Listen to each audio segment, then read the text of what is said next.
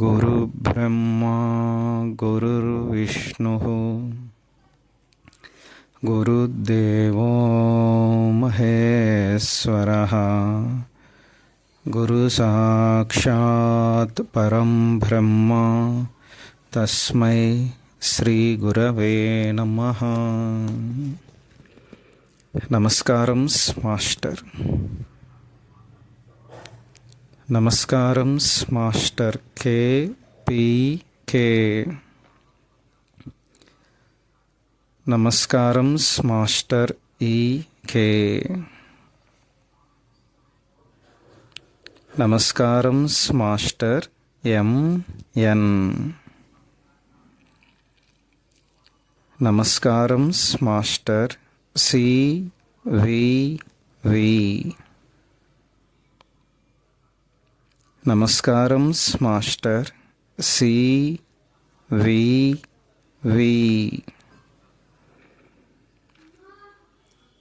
నమస్కారం master CVV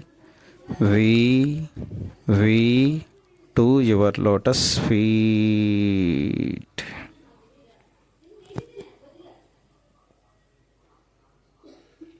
ఓం శాంతి శాంతి శాంతి. పలికెడిది భాగవతమట, పలికించు విభుండు రామభద్రుండట. నే పలికిన భవహరమగునట, పలికెదవే రెండు గాథ పలుకగనేలా.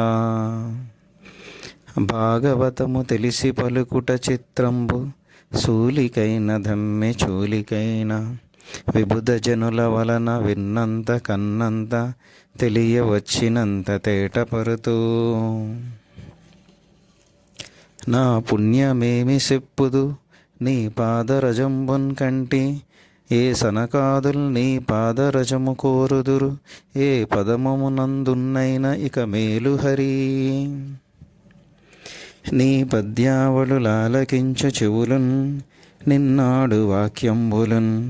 నీ పేరన్ పనిసేయు హస్తయుగముల్, నీ మూర్తిపై చూపులున్. నీ పాదముల పొంత మృక్కు శిరముల్, నీ సేవపై చిత్తముల్. నీపై బుద్ధులు మాకు నిమ్ము కరుణన్, నీరేజ పత్రేక్షణ.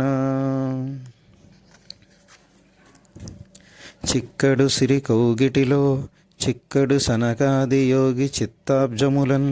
చిక్కడు శృతిలతి కావలిన్, చిక్కెనతడు లీలన్ తల్లి చేతన్ రోలన్. సోదర బృందానికి నమస్కారాలు. మనం దశమస్కందం పూర్వభాగం రహస్య ప్రకాశం చదువుకుంటున్నాం. నేటి వరకు 560 పద్యాల యొక్క రహస్య ప్రకాశం చదువుకున్నాం. ఈరోజు 561వ పద్యం నుంచి చదువుకుందాం. ఇక్కడ బ్రహ్మదేవుడు స్తుతి చేస్తున్నాడు, అది కంటిన్యూషన్ అవుతోంది. ఈశ్వర చక్కగా వినుము, బయట కనబడుచు ప్రకాశమానమై వెలుగుచున్న ఈ విశ్వమంతయు నీ మాయ వలననే కనిపించుచున్నది. అట్లు కానిచో యశోదాదేవి నీ కడుపులో ఈ బ్రహ్మాండ విశ్వమునంతటినీ ఎట్లు చూడగలిగెను? అది కూడా నీ మాయయే కానిచో ఆమె మరలా నీ స్వస్వరూపమును ఎట్లు చూడగలిగెను? నీ కడగంటి చూపులోని అనుగ్రహము వలననే ఈ సృష్టి అంతయు బయటకు వచ్చి మరలా లీనమగుచున్నది. అంతేకాదు, బయటనున్నట్లు కనబడుచు నీ లోపల దాగియుండును, అది ఏ మరలా నీ లోపల కనబడుచుండును. ఇక్కడ మాస్టర్ గారు వివరిస్తున్నారు. ఇక్కడ బ్రహ్మదేవుడు నారాయణుని గురించి విశేష భావన చేసెను కనుక శ్రద్ధగా వినవలెనని గుర్తు చేసుకునిచున్నాడు. పోతన గారు దీనినే మనకు జప్తి చేయుటకే వినుము అని ప్రయోగించిరి. 562 పద్యం. గోప బాలకులతో ఆడుకొనుచు లేగదూడలను లాలించుచు నీ ఒక్కడివే ఉంటివి. తరువాత సకల కళా విలాసితుడివై చతుర్భుజ రూపములు ధరించి ఇంద్రజీవులలో సాక్షాత్కరించి నా సేవలు అందుకొంటివి. ఆ తరువాత నాకు సమస్త సృష్టిని దర్శింపచేసేదివి. ఆ పిమ్మట దానిపై ఆసక్తి లేక నీ ఒక్కడవుగా నిలబడి ఉన్నావు. ఇట్లు నీవు అనుగ్రహించిన వివిధ లీలారూపములను దర్శించి నేను ధన్యుడనైతిని. నారాయణ, నీ అనుగ్రహము ఈ తీరుగా ఉండునని ఊహించబోవుట తెలివి తక్కువతనము. నీ తత్వమును బొత్తిగా తెలియని అజ్ఞానులకు కూడా నీ దర్శనము లభించుచుండను. నీవు ప్రకృతిలో చేరి నా రూపమున సృష్టి నిర్మాణము చేయుచున్నావు. నీ రూపమును నిలబెట్టి రక్షించుచున్నావు. కాలము తీరిన వెంటనే రుద్రుని రూపమున లయము చేయుచున్నావు. దుర్జనులను శిక్షించి సజ్జనులను రక్షించుటకు గాను నీవెన్ని రూపములైనా ధరింపగలవు. జలచర రూపమును ధరింతువు. వరాహము మొదలైన జంతు రూపము ధరింతువు. దేవతలలో ఒక్కడిగా అవతరింతువు. నారదుడు మొదలైన మహర్షి రూపము కూడా ధరింతువు. నీ లీలావతారములకు అంతమెక్కడా? సృష్టి జీవులతో పాటు ఈ సృష్టికి కూడా నిద్రను ఆవహింపజేయునది యోగమాయాదేవి. ఆమె కూడా నిద్రించిన వెనుక మేలుకొని ఉండువాడువు నీవు. సృష్టికి యోగమాయకు కూడా అతీతుడివై నేను అను ప్రజ్ఞగా ఉన్నవాడవు. యోగులలో రాజు వంటి వాడవు. తమ తమ లోకములకు ఈశ్వరులమని భావించు వారందరికీ నీవే ఈశ్వరుడవు. నీ హేళలు ఇట్లుండునని తెలియగలవాడెవడు? ప్రభు, ఈ సృష్టి అంతయు నిజమని భావించటం ఆ పొరపాటు. ఇది కలవలే కనిపించి మాయమగుచుండును. దీనిలో ఉన్నవాడు ఎవడైనను దుఃఖమే అనుభవించును. అసలు తత్వమేదో తెలియకపోవటయే దీనికి కారణము. ఇట్టి ఈ సృష్టిలో నిరంతర సుఖస్వరూపముగా ఉన్నవాడవు నీవు. నిజమైన సుఖమనగా ఎట్లుండనో బోధించుటకు గాను ఈ శరీరము ధరించి ఉన్నావు. నీకు మొదలు చివర అనునవి లేవు. అట్టి నీ వలన ఈ సృష్టి పుట్టుచున్నట్లు, నిలబడుచున్నట్లు, అంతమగుచున్నట్లు కనిపించుచుండును. దానికి నీ మాయయే కారణము. నీవు నేను అను ప్రజ్ఞగా ఒక్కడుగా వెలుగుచున్నావు. నాకన్నా వేరు అను భావము నీ అందు లేదు. ఏ తత్వమును గమనించిననో దానికి మొదలుగా ఉన్నవాడవు నీవు. అమృత స్వరూపుడువైన నీకు తరిగిపోవుట అనున్నది ఉండదు. నీకు సాటియగు తత్వము మరి ఒకటి లేనే లేదు. పూర్ణస్వరూపుడివే నీ అంతటి నీవుగా వెలుగుచున్న వాడవు. పురాణ పురుషుడవు. నిరంతరమైన సుఖము నీలో నుండి పుట్టుకొని వచ్చును. నిత్య సత్యమూర్తివి, నిరంజనుడవు. అట్టి నిన్ను గురించి భావించుట ఎవరికైనాను సాధ్యమా? దేవా, సకల దేవతలలోనూ నేను అను ప్రజ్ఞగా ఉన్నవాడవు. ఈ నేను అను ప్రజ్ఞలన్నిటికీ మూలమైన నేను అను పరమాత్మ స్వరూపుడవు. ఈ విధముగా ఎరిగిన వారు ధన్యులు. ఇక్కడ మాస్టర్ గారు వివరిస్తున్నారు వేరేగా. ఒకటి ఆత్మ పరమాత్మ అనే పదములు వేదాంత శాస్త్రములోని పురాణములలోనూ చాలా తరచుగా వాడబడుచుండును. అట్లే మాయా, కర్మ అను పదములు కూడాను. ఇటువంటి ముఖ్యమైన అంశములే భారతీయ తత్వజ్ఞానమునకు ప్రాణకేంద్రముల వంటివి. వాని సత్యస్వరూపమును, తత్వమును వేరు తీరులలో సాంఖ్యము మొదలైన శాస్త్రములలోనూ పురాణములలోనూ వివరించుటకు ముఖ్యమైన ప్రయత్నములు జరిగినవి. విషయం ఒక్కటే, ఉన్న భేదమంతయు చెప్పు విధానములో ఉన్నది. ఈ విషయములను గురించి సాంఖ్యము మొదలైన శాస్త్రములు కేవలము శాస్త్రములుగా మాత్రమే వివరించును. పురాణములలో, ముఖ్యముగా భాగవత పురాణములో ఈ విషయములన్నీ పరమేశ్వరుని క్రీడగా, లీలగా వర్ణింపబడుచుండును. 2. ఆత్మ పరమాత్మ అంశములను గురించి ఎన్ని మార్లు చెప్పుకున్ననో కొత్తగానే ఉండును. కనుకనే వేరు తీరులలో కొంత చెప్పున సమన్వయము చెప్పుకొనవలెను. సాంఖ్యాది శాస్త్రకారులు చేసిన ప్రయత్నం అదే. భాగవతము మరి ఒక తీరులో వేర్వేరు రీతులలో వివరించుటకు యత్నించును. దీనికి గాను వేరు సంకేతములు అనగా సింబాలిజం స్వీకరింపబడినవి. మనము వివరించి చెప్పుకొనుటలో కూడా వైవిధ్యం ఉండుట అనుకూలము. 3. ఒక మామిడి పండులోని తీయదనము ఆత్మ వంటిది అనుకొనుచో, ఒక చెట్టు పైన ఉన్న అన్ని పండ్లలోనూ గల తీయదనమును పరమాత్మ అని భావించవచ్చును. అంతేకాదు, ఆ చెట్టుపై అప్పుడున్న పండ్లన్నింటికీ, ఇంతకు ముందు పండిన పండ్లకు ఇక ముందు పండబోవు పండ్లకు తీయదనమునిచ్చు లక్షణము ఒకటి ఆ వృక్షములో దాగి ఉన్నది. అది సృష్టికి అతీతమైన పరమాత్మ తత్వం. చెట్టులోని ఒక కొమ్మను గాని బెరడును గాని రుచి చూచినచో తీయదనము కనిపించదు.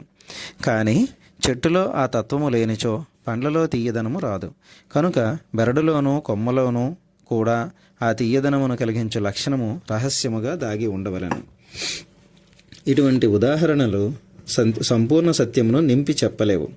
మన ఆలోచన పద్ధతికి చక్కని అభ్యాసము కలిగించుటయే వీని ప్రయోజనం. ఇటువంటి ఉదాహరణలు అప్పుడప్పుడు చెప్పుకున్నచో మన స్వభావము అనుకూలముగా ఆలోచించుట ప్రారంభించును. అతి క్లిష్టమైన అంశములను బోధించదలిచినప్పుడు మాస్టర్ ఈకే ఇట్లే కొంతగా చెప్పేవారు. మన మెరిగిన నేను అనుభావమే పరమాత్మయని గ్రహించుటయే నిజమైన జ్ఞానము. మన మెరిగిన నేను అనుభావమే పరమాత్మయని గ్రహించుటయే నిజమైన జ్ఞానము. ఒక సాధకుడు తన గురువు అను సూర్యుని వలన తెలివి అను వెలుగును పొంది ఉపనిషత్తులలోని సారాంశమును గ్రహించవలెను. పైన చెప్పిన జీవాత్మ పరమాత్మల అనుభూతియే ఈ ఉపనిషత్తుల జ్ఞానమునకు ఫలితము కావలెను. మనము కల్పించుకున్న రూపములతో భావములతో నిండినది ఈ సృష్టిలోని సంసారం. అది మహాసాగరము వంటిది. ఈ సంసారమును సాగరమును మనకు అనిపించినదే కానీ సత్యముగా అక్కడ ఏమీయూ లేదు. సామాన్య మానవులు సంసార సాగరంలో మునిగి తేలుచుండగా ఇటువంటి జ్ఞానమును పొందిన మహానుభావులు సంసార సాగరమును దాటి అవతలి ఒడ్డుకు చేరినట్లు నిశ్చలముగా ఉండగలరు. రాత్రివేళ కను చీకటిలో త్రాటిని చూచినచో అది పాము వలె కనిపించి భయపెట్టను. అది త్రాడు అని తెలియదు గనుక సర్పము అను భయము కలుగును.